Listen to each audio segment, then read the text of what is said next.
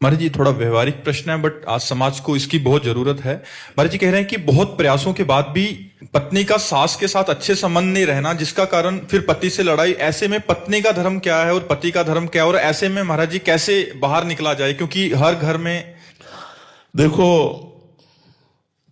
समस्त अशांति का कारण अपनी सुख वासना है, अपनी अनुकूलता है। अध्यात्म से हम उत्तर दे रहे हैं। समस्त दुखों का कारण, क्रोध का कारण, झगड़े का कारण स्वसुख वांछा है, अपने सुख की चाह। यदि हम इस चाह को बदल दें तो शांति और आनंद छा जाएगा। सास को किसमें सुख मिलता है, ये बहू सोचे। सास सोचे मेरी बहू को किसमें सुख मिलता है, वैसा मैं व्यवहार करूं। पति सोचे मेरी पत्नी को किसमें सुख मिलता है, वो व्यवहार करूं। पत्नी सोचे मेरे पति को कैसे सुख मिलेगा, वो व्यवहार करूं। अभी आनंद छा जाए। आनंद ना होने का कारण, झगड़ा होने का कारण है स्वसुख वांछा। मेरी बात, मैं जैसा चाहूं, मुझे सुख मिले। जहां ये बात होगी वहां झगड़ा होगा, वहां अशांति होगी। शांति होगी तत्सुख भावना में, और ये अब बहुत कम हो रहा है।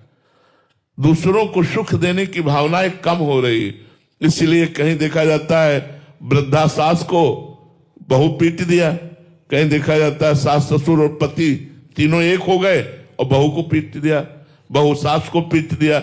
ये सब कहीं देखा जाता है पुत्र जो है अपनी पत्नी की अनुकूलता को लेकर अपने माता पिता का त्याग कर दिया, माता पिता को घर से निकाल दिया। कई तरह की जो अशांतियां गृहस्थी में फैल रही है, उसका कारण है आध्यात्मिक ज्ञान ना होना, भगवान का भजन ना होना।